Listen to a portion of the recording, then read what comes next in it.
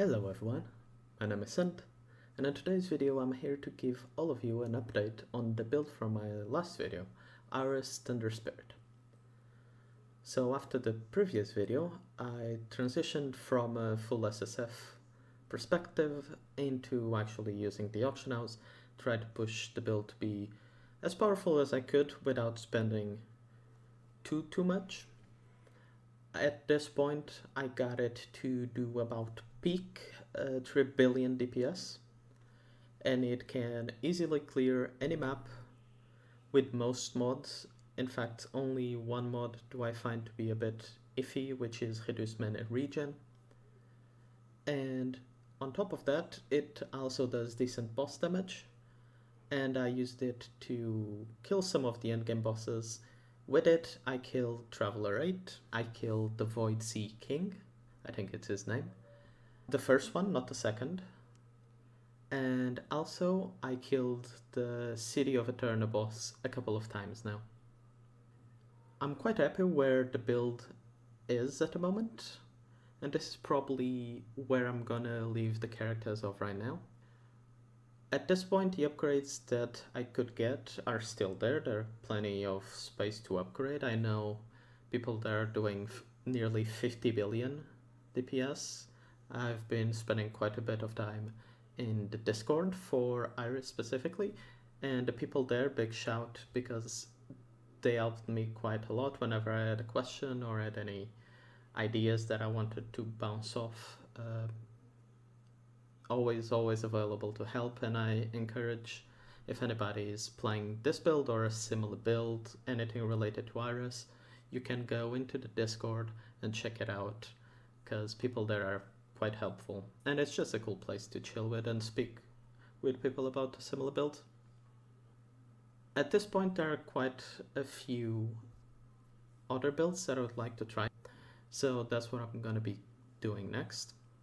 Eventually I'll revisit Iris, because I still want to try maybe Fire Spirit, but most likely Frost is the one that I'm very keen on. Stick around, as I'm going to be pointing out all the changes I've done to the build and what I've been focusing on as I upgrade my gear. I hope you enjoy. Right, to go over all of the changes that we've done here. Firstly, on the hero trade, all the trades that we picked are the same as they were before. Here, I have swapped the legendary to a Strange Knitting Needle, with both Empower skill bonus also applies to Spirit Magus, and for a stack of nourishment, a Spirit Magus it has increased growth. Optimally, you'd get both of these on legendary, but that can be quite expensive. So if you can't do that right away, try getting one of these. It shouldn't be too difficult. Yeah, there's one exactly very similar to mine for 10 FE, so should be very easy to do. Then all of these three have Empower skill. I have two with chance for an extra proj, and one with cooldown recovery speed. The cooldown recovery speed was mostly because I was trying to get 100% uptime on Nourishment of Life. Unfortunately, I heard from some people that you can't really. Somebody was at one point with 92 cooldown reduction, and that still wasn't enough. So at that point, I started pivoting to other more important things in my opinion. The passive tree here, it's still the same 3 nodes. I swapped a couple of points around, I believe. If I remember correctly, I put this... No, these were in. I think I swapped something. I put these here, which I didn't have before. And... was that it? Might have been just that. I put a couple points here as well that I didn't have previously. And here is my setup for the Statue of the New God, for the slates. These aren't perfect by any means, but I have some that are very good. This one +1 is very nice to have. Spirit Magus, chance to use the enchanted skill, or the enhanced skill, and then crit. I tried to get crit on all the bases, but I couldn't quite. Crit minion damage, enhanced skill. Life regain is also a nice bonus. Crit, pen, 8% damage transfer to a random minion is actually really nice for us. It's a nice extra defensive. Crit, speed, empower, skill, magus effect, spirit magus effect, I should say. And then here on the last one, this is quite weak. This is probably the weakest one I have. It's just pen and damage here, and that's it. So these are better than on my previous video, but still there's quite a lot of space here to improve. Things to look for: +1 minion, +1 spell. You could potentially do some stuff with blessings stacking, but I'm not quite sure. I didn't try that, so do at your own risk. But yeah, just minion crit is very good, and it's probably the biggest thing. At this point, I believe I'm nearly crit capped on my minions. Oh, it's a bit lower now. It's at 76 and 382% damage. I had at one point nearly 90, but I dropped some crit somewhere. Oh, I know where it was. And yeah, the points here, same thing, right? Passives haven't changed basically at all. The skills, let's talk about it. I was testing stuff with Recklessness. It's very comparable in my experience to Elemental Fusion. To me, it was doing more damage. So try it out, I would say. It also makes so any extra minion life that you get that you're not aiming for is not immediately a loss, because this allows maximum life to transfer to a certain amount of damage. So pretty good. Mark is nearly mandatory when you have such a high crit focused build, right? So we put it here. I did drop growth, savage growth, to just put Mark in, and it felt very good. So these are the supports I would recommend. Try Reckless and try Elemental Fusion, see what is better for you. A lot of people still also playing Lightning Pen. Both of these are probably better once you have like +6 levels on your wands, right? And that affects your supports as well. So that's probably gonna take over Recklessness. Here, same thing as before, Mania Rhythm.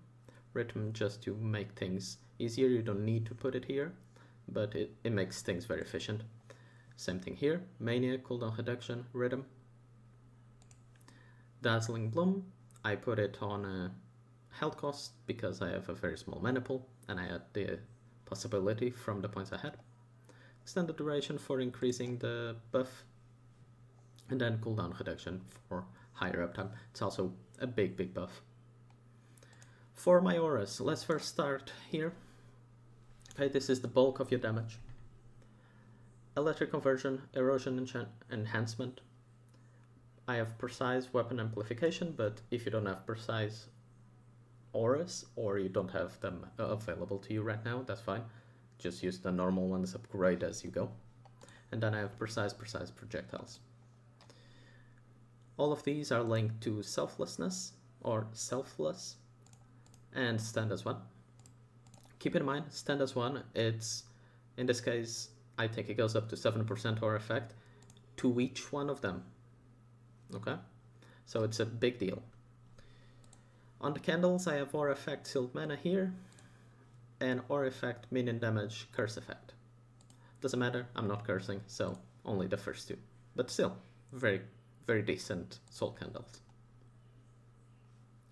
You could also upgrade the letter conversion for an extra pen, extra little bit of pen, if you turn it into Precise.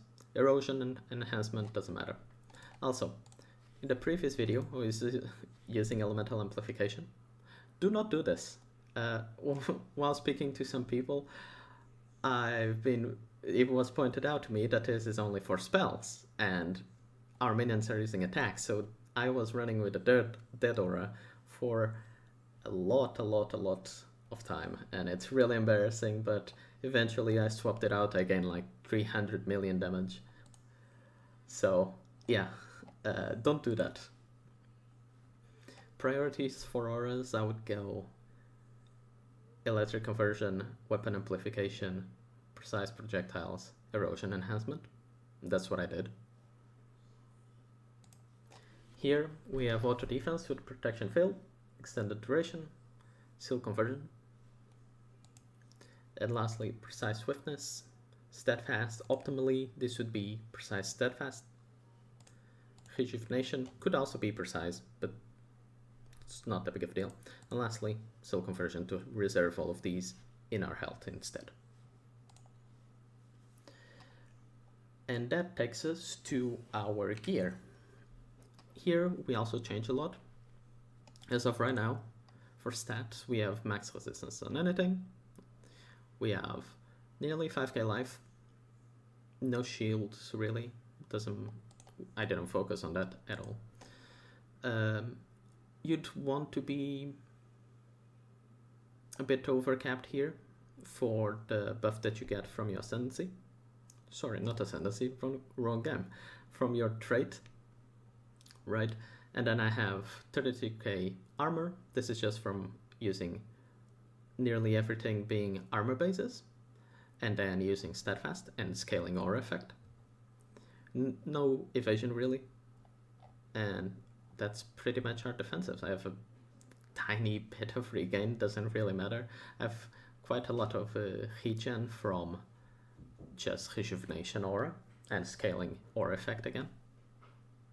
And yeah, that's where the character's at. For gear, let's talk about it. Helmet, I went with this base because it gives it +1 spell skill level, right? And this is very good. It basically increases our spirits by 1, and then you also want that on your wands if you can. Optimally you would have on both wands.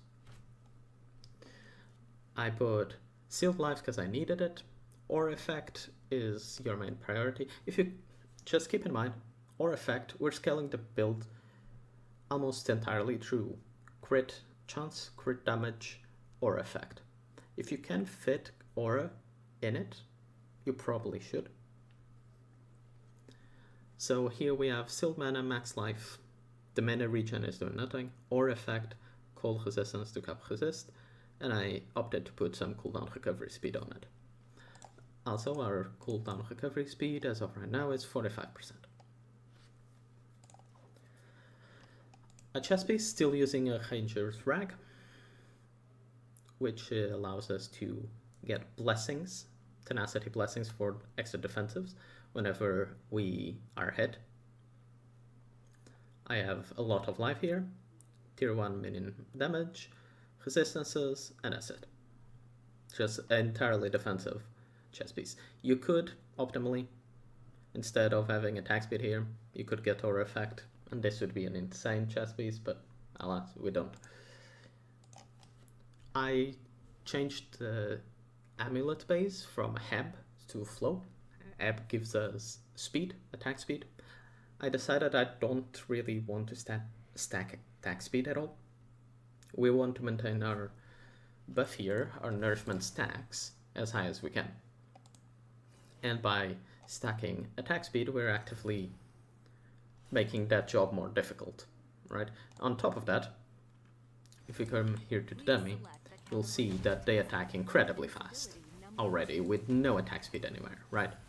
So they are very, very quick, and it's already very difficult for us to maintain our charges as they are. So that's why I opted to drop that. Here I got very lucky. I got +1, crafted it myself, and managed to roll into tier 1 Aura Effect later. So this was a phenomenal neck piece. Optimally we get tier 0 Aura Effect here, and maybe drop mana regen. We need a sealed mana. As you can see, our mana is very tight, so almost every piece that has sealed mana is a necessity in the build right now. Gloves, these are pretty weak. These could use some upgrading. I just used the highest armor base I could find. The implicit does nothing for us.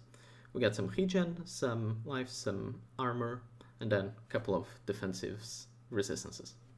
Here, movement speed and aura effect is what I was aiming for. Ended up getting tier 1 aura. I then got some life and some erosion, very nice. Winter of Origin is a quite expensive belt. I bought mine for 400 FE. So, uncorroded, I corroded it, and it just shifted some stats around, nothing major. But all this is doing for me is giving me 4 focus blessings, and this was bugged for the longest time and not working properly. It's now been fixed, and this is actually increasing the damage of your minions. So yeah, optimally you'd get a corrosion here with +6 here. However, that is very expensive, so keep that in mind. Rings, I'm using this mostly to cap our defensives. This is also a quite a weak ring. After some testing, you really want this mod if you can fit it. It does quite a bit for you, especially if you can stack it to between 5 to 600. If you get it on both rings, it can be quite nice. So if you can, try and aim for that and just use rings to try to cap your defenses. For the wands, this is the big deal, right? You want aura effect, you want minion crit strike, chance, and damage. You want +3 lightning skill level and +3 spell skill level. That's the top thing you can get. +6 in total per wand is possible. Realistically, it's very difficult and very expensive to craft.